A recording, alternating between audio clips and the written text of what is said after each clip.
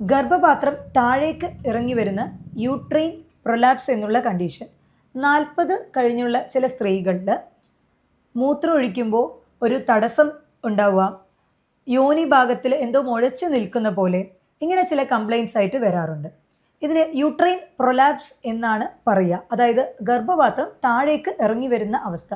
ഇത് ആരിലാണ് കണ്ടുവരുന്നത്, എന്താണ് ഇത് വരാനായിട്ടുള്ള കാരണം, ഇതിന് എന്തൊക്കെ ട്രീറ്റ്മെൻറ്റുകൾ അവൈലബിൾ ആണ് എന്നതിനെ കുറിച്ചാണ് ഇന്നത്തെ എൻ്റെ ടോക്ക്.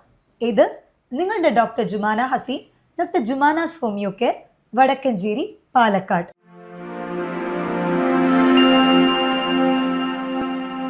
സ്ത്രീകളിൽ യൂട്രസ് എന്ന് പറഞ്ഞ ഗർഭപാത്രം, യൂറിനറി ബ്ലാഡർ, മൂത്രസഞ്ചിക്കും അതേപോലെ തന്നെ വൻകുടലിൻ്റെ അവസാനത്തെ പോർഷൻ, ഇതിന് രണ്ടിനും നടുവിലായിട്ടാണ്, റെക്റ്റത്തിനും അതേപോലെ മൂത്രസഞ്ചിക്കും നടുവിലായിട്ടാണ് ഈ ഗർഭപാത്രം ഉള്ളത്.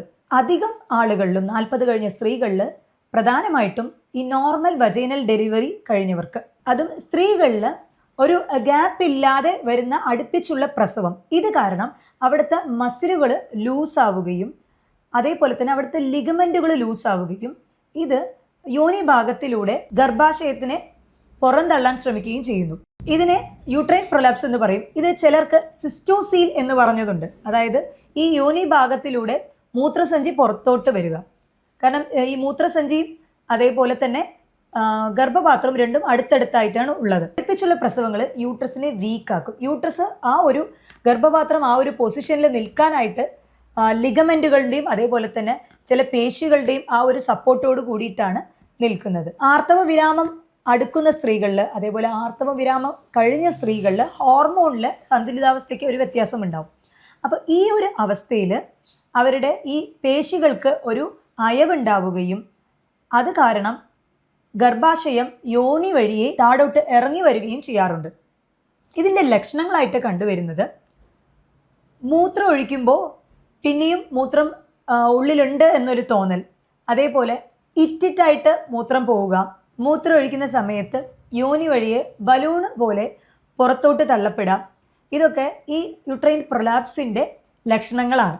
ഇതിൻ്റെ സ്റ്റേജ് എന്ന് പറയുന്നത്, ആദ്യത്തെ ഒരു സ്റ്റേജ് എന്ന് പറയുന്നത് ഗർഭാശയം താഴോട്ട് ഇറങ്ങുന്നുണ്ടാവും, എന്നാൽ അത് യോനി വഴിയെ പുറത്തേക്ക് വരുന്നുണ്ടാവില്ല. അത് അതിൻ്റെ ഉള്ളിൽ തന്നെ സെർവിക്സിൻ്റെ മുകളിൽ തന്നെ നിൽക്കുന്നുണ്ടാവും. സ്റ്റേജ് 1 എന്ന് പറയുന്നത്.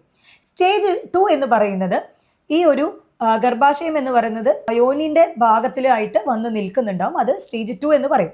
സ്റ്റേജ് 3 എന്ന് പറയുമ്പോൾ യോനിയിൽ നിന്നും അത് പുറത്തോട്ട് വരികയും കൈകൊണ്ടോ അല്ലെങ്കിൽ നമുക്ക് മെക്കാനിക്കലി അത് ഉള്ളിലോട്ട് തള്ളിക്കയറ്റേണ്ട അവസ്ഥ വരാറുണ്ട്. അതാണ് സ്റ്റേജ് 3 എന്ന് പറയുന്നത്. സ്റ്റേജ് 4 എന്ന് പറയുന്നത് കംപ്ലീറ്റ് ഗർഭപാത്രം യോനി വഴിയെ പുറത്തോട്ട് ചാടുക. ഈ സ്റ്റേജ് 4 എത്തുമ്പോൾ അത് സർജിക്കൽ തന്നെ ആയിരിക്കും. സ്റ്റേജ് 3, സ്റ്റേജ് 4 ഇത് രണ്ടും സർജറി ചെയ്ത് മാത്രമേ നമുക്കത് റെക്ടിഫൈ ചെയ്യാൻ പറ്റുള്ളൂ. എന്നാൽ 1ഉം 2ഉം സ്റ്റേജുകളിലുള്ളത് നമുക്ക് ചില എക്സസൈസുകളുണ്ട്. അതേപോലെ തന്നെ പെസറി ട്രീറ്റ്മെൻറ്റ് പറയാറുണ്ട്. പെസറി ട്രീറ്റ്മെൻറ്റ് എന്ന് പറയുമ്പോൾ നമ്മളൊരു റിങ് പോലെ, ഗൈനക്കോളജിസ്റ്റാണ് അത് ചെയ്യാറ്, ഒരു റിങ് പോലെ ഉള്ളിൽ നിർത്തി, മസിൽസിൻ്റെ അയവ് കാരണമാണല്ലോ ഈ ഒരു ഗർഭപാത്രം യോനി വഴി ഇറങ്ങി വരുന്നത്. അപ്പോൾ അത് പിടിച്ചു നിർത്താൻ വേണ്ടിയിട്ട് ഒരു റിങ് പോലെ അവർ പെസറി ഇട്ട് വെക്കാറുണ്ട്. സ്റ്റേജ് 1ഉം 2ഉം ഈ ഒരു കണ്ടീഷനിലുള്ളവർ തീർച്ചയായിട്ടും ചെയ്യേണ്ട ഒരു എക്സസൈസാണ് കീഗിൾ എക്സസൈസ് എന്ന് പറയുന്നത്. ഈ കീഗിൾ എക്സസൈസ് എന്ന് പറയുമ്പോൾ നമ്മൾ മൂത്രം ഒഴിച്ചതിന് ശേഷം ചെയ്യേണ്ട ഒരു എക്സസൈസാണ്. മൂത്രം ഒഴിച്ചതിന് ശേഷം നമുക്ക് മൂത്രം ഒഴിക്കാനുള്ള ഒരു സെൻസേഷൻ വരുമ്പോൾ പുറത്ത് എവിടെയെങ്കിലും ആണെങ്കിൽ നമ്മളിത് പിടിച്ചു വെക്കാറില്ലേ, അതുപോലെ നമ്മൾ ആ ഒരു പെൽവിക് മസിലിനെ മൊത്തം ഉള്ളിലോട്ട് വലിച്ചു പിടിക്കുകയാണ് ചെയ്യുന്നത്. അങ്ങനെ ഒരു 5 സെക്കൻഡ് ഹോൾഡ് ചെയ്യണം, അതിനുശേഷം അത് റിലീസ് ചെയ്യണം. ഇങ്ങനെ ഇടയ്ക്കിടയ്ക്ക് ചെയ്യണം, ഒരു വട്ടം ചെയ്യലില്ല. നമ്മൾ ഇരുന്നുകൊണ്ടിരിക്കുമ്പോൾ ഓഫീസിൽ വർക്ക് ചെയ്യുന്നവരാണെങ്കിൽ അങ്ങനെ, അതല്ല ജോലി ചെയ്യുമ്പോഴാണെങ്കിലും ആ ഒരു ഇടയ്ക്കിടയ്ക്ക് ഒരു ദിവസം ഒരു 8-10 തവണ ഇടയ്ക്കിടയ്ക്ക് ഇങ്ങനെ ചെയ്യുന്നത് അവിടുത്തെ മസിലുകൾ കുറച്ചുകൂടെ ടൈറ്റ് ആവാനും ഇത് യോനി വഴി ഈ ഒരു ഗർഭപാത്രം പുറത്തോട്ട് വരാതെ തടയാനും സാധിക്കും. ശ്രദ്ധിക്കേണ്ട ഒരു കാര്യം, ഈ കീഗിൾ എക്സസൈസ് ചെയ്യുമ്പോൾ മൂത്രവിസർജനം ചെയ്തതിന് ശേഷം മാത്രം ചെയ്യുന്നതാണ് കുറച്ചുകൂടെ നല്ല റിസൾട്ട് കിട്ടാറ്. ആർത്തവ വിരാമമായ സ്ത്രീകൾ, അതേപോലെ അമിതമായിട്ടുള്ള വണ്ണമുള്ളവർ, വിട്ടുമാറാത്ത ചുമയുള്ളവർ, ഇവരിലൊക്കെയാണ് ഈ ഒരു യൂട്രൈൻ പ്രൊലാപ്സ് അല്ലെങ്കിൽ ഗർഭപാത്രം പുറത്തോട്ട് തള്ളി വരുന്ന അവസ്ഥ കണ്ടുവരുന്നത്. നോർമൽ വജൈനൽ ഡെലിവറി കഴിഞ്ഞ സ്വപ്രസവം കഴിഞ്ഞ സ്ത്രീകളാണെന്നുണ്ടെങ്കിൽ അവരിൽ കണ്ടിന്യൂസ് ആയിട്ട് ചുമയുണ്ട് എന്നുണ്ടെങ്കിൽ തീർച്ചയായിട്ടും അത് ചികിത്സിക്കേണ്ടതാണ്. കാരണം വിട്ടുമാറാത്ത ചുമ അവിടെ ഒരുപാട് പ്രഷർ നൽകുകയും അത് അവിടുത്തെ പേശികളെ ഒന്നുകൂടി അയഞ്ഞിട്ട് യോനി വഴിയെ അത് ഭാവിയിൽ പുറത്തോട്ട് ഈ ഗർഭപാത്രം തള്ളി വരാനും സാധ്യതകളുണ്ട്. അതുകൊണ്ട് തന്നെ ഇടവിട്ട് മാറാത്ത ചുമ ഉണ്ടെങ്കിൽ അത് നമ്മൾ ട്രീറ്റ് ചെയ്യണം. ചിലർക്ക് പേശികൾക്ക് ഒരു വീക്ക്നെസ്, ജന്മനാ തന്നെ വീക്ക്നെസ് ഉള്ളവരുണ്ടാവും.